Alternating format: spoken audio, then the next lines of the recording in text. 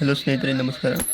ನೀವಿಲ್ಲಿ ನಿಮ್ಮ ಪ್ಲೇಸ್ಟೋರಲ್ಲಿ ಈ ರೀತಿ ಒಂದು ಪ್ರಾಬ್ಲಮ್ ಬರ್ತಿದ್ರೆ, ನೀವು ಇಲ್ಲಿ ಮೊಬೈಲ್ ತಗೊಂಡಾಗ ಕೂಡ ನಿಮಗೆ ಹೊಸದಾಗಿ ಈ ರೀತಿ ಒಂದು ಪ್ಲೇಸ್ಟೋರಲ್ಲಿ ಕಾಣಿಸುತ್ತೆ.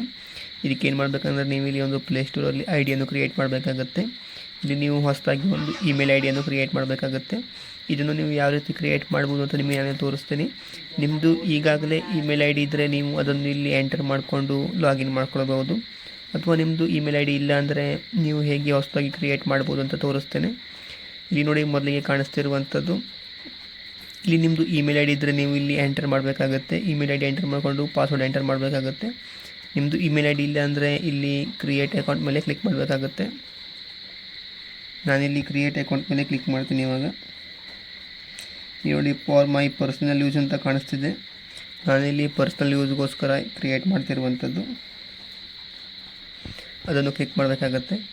ನಂತರ ಇಲ್ಲಿ ನಿಮ್ಮ ಫಸ್ಟ್ ನೇಮ್ ಮತ್ತು ಲಾಸ್ಟ್ ನೇಮ್, ಫಸ್ಟ್ ನೇಮ್ ಕೇಳುತ್ತೆ ಮತ್ತು ಸರ್ ನೇಮ್ ಕೇಳುತ್ತೆ. ಅದನ್ನು ನೀವು ಇಲ್ಲಿ ಎಂಟರ್ ಮಾಡಬೇಕಾಗುತ್ತೆ.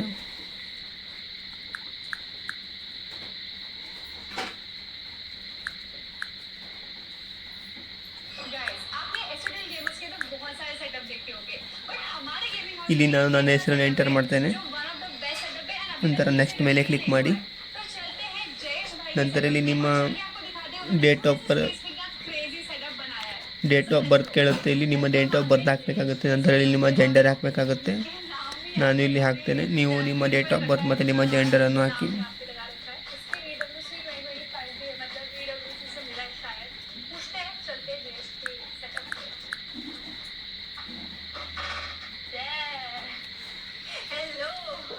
ನಂತರ ಇಲ್ಲಿ ಎಂಟರ್ ಮಾಡೋದಾವಾಗ ಇಲ್ಲಿ ನೆಕ್ಸ್ಟ್ ಮೇಲೆ ಕ್ಲಿಕ್ ಮಾಡಿ.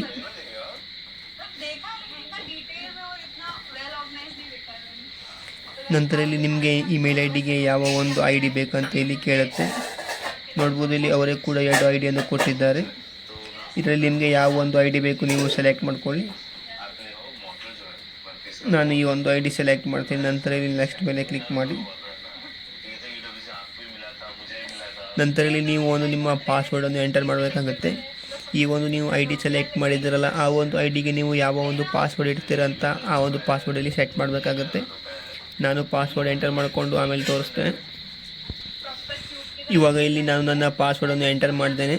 ನಂತರ ಇಲ್ಲಿ ನೀವು ನೆಕ್ಸ್ಟ್ ಮೇಲೆ ಕ್ಲಿಕ್ ಮಾಡಿ.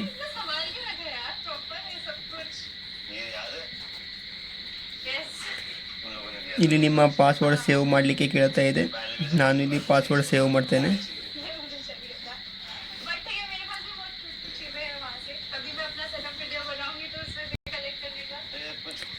ನಂತರ ಇಲ್ಲಿ ನಿಮಗೆ ನೆಕ್ಸ್ಟ್ ಮೇಲೆ ಕ್ಲಿಕ್ ಮಾಡಬೇಕಾಗುತ್ತೆ. ನಂತರ ಇಲ್ಲಿ ಸ್ಕ್ರೋಲ್ ಡೌನ್ ಮಾಡಿ ಕೆಳಗಡೆ ಬಂದರೆ ಇಲ್ಲಿ ಐ ಅಗ್ರಿ ಮೇಲೆ ಕ್ಲಿಕ್ ಮಾಡಬೇಕಾಗುತ್ತೆ.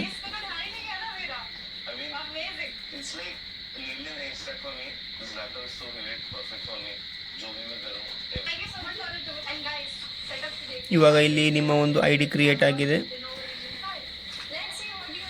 ನೋಡೋಣ ಏನು ಬರುತ್ತೆ ಅಂತ.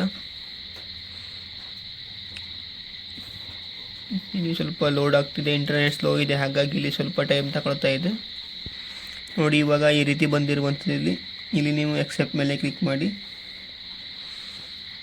ಇವಾಗ ಇದು ನಿಮ್ಮ ಐ ಡಿ ಇಲ್ಲಿ ರೆಡಿಯಾಗಿದೆ. ನಿಮ್ಮ ಪ್ಲೇಸ್ಟೋರ್ ಪ್ರಾಬ್ಲಮ್ ಕೂಡ ಇವಾಗ ಇಲ್ಲಿ ಸಾಲ್ವ್ ಆಗಿದೆ.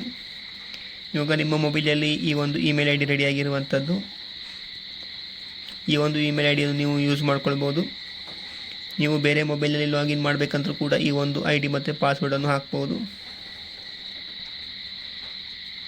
ಹೀಗೆ ಫ್ರೆಂಡ್ಸ್, ನೀವು ಈ ಒಂದು ಇಮೇಲ್ ಐ ಡಿ ಮತ್ತು ಪ್ಲೇಸ್ಟೋರ್ ಐ ಡಿಯನ್ನು ಕ್ರಿಯೇಟ್ ಮಾಡೋದರ ಬಗ್ಗೆ ಮಾಹಿತಿ.